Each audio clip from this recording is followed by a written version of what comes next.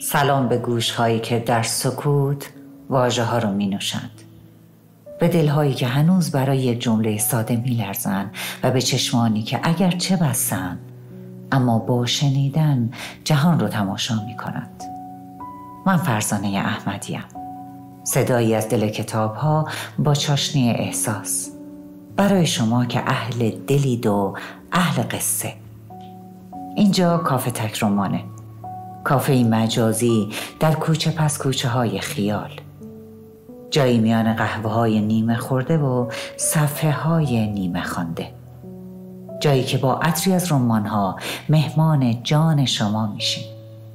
امشب در سفر شنیدنیمون میریم به دنیای تنگ اما پر از امید اتاق، کتابی که قصه در رو میگه، قصه دیوار، قصه نجات.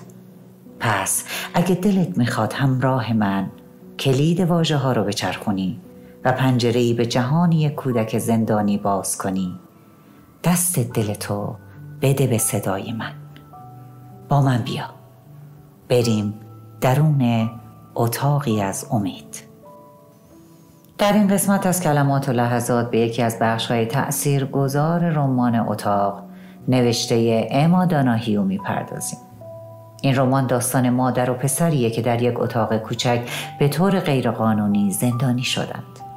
این کتاب به مسائلی چون امید، نجات و روحیه انسانی در شرایط دشوار میپردازه. مادر و پسری در یک اتاق کوچک و بسته زندگی میکنند.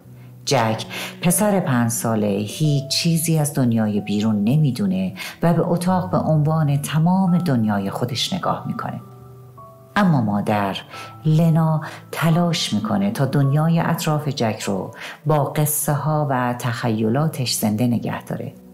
این بخش به نشون دادن شرایط سخت، زندانی شدن و تلاش برای حفظ روان سالم در چنین شرایطی پرداخته. بخشی از متن اصلی کتاب. جک در اتاق خودش داشت بازی میکرد. اون به هیچ چیزی بیشتر از دنیای بزرگتر نمی اندیشید. تمام دنیای اون 4 دیوار، 1 در و 1 پنجره کوچیک بود. مادرش لنا با دقت بهش نگاه می کرد و در دل خودش می دونست که باید به اون توضیح بده که دنیا فقط این 4 دیواری نیست. پس نگاه پر از مهربانی به اون انداخت و گفت: جک عزیزم، تو وقتی که به دنیا اومدی اینجا نبودی، درسته؟ جک که در دنیای کوچک محدود خودش غرق بود گفت: اما الان هستم مامان. لنا لبخندی زد، اما در دل خودش نمیتونست فراموش کنه که توی این دنیای کوچیک دنیای جک نیست و هیچ چیزی نمیتونه اونو از اونجا خارج کنه. احساسات مادرانه و تلاش برای نجات. در این بخش لنا با احساسات پیچیده‌ای دست و پنجه نرم میکنه. اون میدونه که باید جک رو از دنیای بسته‌ای که تو اون گرفتار شده نجات بده، اما در این حال از اون محافظت کنه و هیچ وقت اجازه نده که شرایط زندگیشون به اون آسیب بزنه. این بخش به عمق روابط مادرانه و فداکاری‌های لنا در شرایط دشوار پرداخته. بخشی از متن اصلی کتاب. لنا به جک نگاه کرد که مشغول بازی بود. در دل خودش فکر میکرد چگونه میتونم این کودک رو از این اتاق بیرون بیارم. او تمام شب رو به فکر راهی برای فرار گذروند. هرچی بیشتر به جک نگاه میکنم باید این وضعیت رو تموم کنم. برای جک دنیای واقعی بسازم. اون با خودش داشت به این چیزا فکر میکرد. اما در عین حال او نگران جک بود که هنوز دنیای بیرون رو نمیشناخت.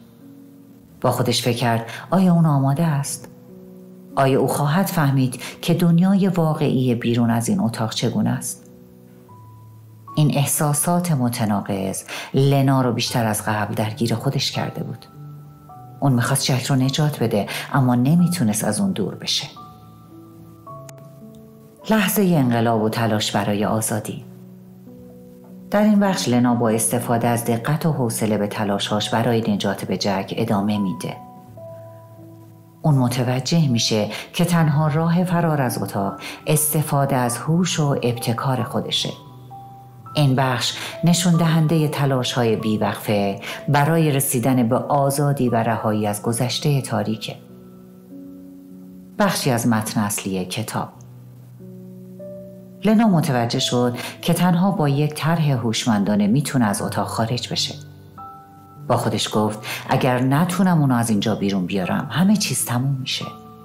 اون برای اولین بار در طول سالها احساس امید میکرد و میگفت من باید راهی پیدا کنم. در یک شب تاریک و بی صدا لنا و جک آماده شدند تا نقشه خودشونو اجرا کنند. جک همچنان نمیدونست که در خارج از اتاق چه چیزی در انتظارشه. لیلا میگفت چطور به اون بگم که زندگی بیرون از دیوارها براش چه خواهد بود؟ در حالی که احساس فشار زیادی رو در دل خودش تجربه میکرد. اما جک با نگاه معصومانش گفت مامان، ما اینجا بودیم که خونمونو بسازیم، درسته؟ لنا تنها میتونست به اون لبخند بزنه و در دلش امید به یک زندگی جدید رو در آغوش بگیره. ورود به دنیای واقعی. پس از فرار موفقیت آمیز از اتاق، لنا و جک وارد دنیای واقعی میشن. اما این دنیای جدید پر از ترس و اضطراب برای جک هست. اون نمیتونه بلافاصله با دنیای جدیدش سازگار بشه و با سوالات ابهام‌های زیادی روبرو میشه. این بخش به ترس‌ها و اضطراب‌های ناشی از ورود به دنیای ناشناخته پرداخته. بخشی از متن اصلی کتاب. وقتی که جک و لنا به دنیای بیرون قدم گذاشتن، جک به شدت دچار سردرگمی شد. با خودش گفت این چه جاییه؟ چرا همه چیز اینقدر بزرگه؟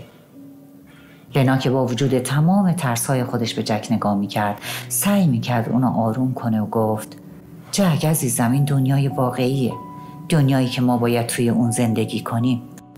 لنا به اون نگاه کرد و با دست خودش دنیای جدید رو نشون داد و گفت آره عزیزم، اینجا متفاوته، اما اینجا جاییه که ما باید زندگی کنیم و این زندگی شروع دوباره‌ای برای ماست. آشتی با واقعیت. در این بخش جک به تدریج با دنیای بیرون سازگار میشه و شروع به درک مفهوم آزادی و زندگی جدیدش میکنه. این بخش نشان دهنده فرایند پذیرش، واقعیت جدید و شروع یک زندگی تازه است. جک در نهایت شروع به درک دنیای بیرونش کرد. اون دیگه ترس نداشت و میتونست دنیای واقعی رو همون طوری که هست ببینه. به آرومی گفت من الان میفهمم اینجا همون جاییه که باید باشم.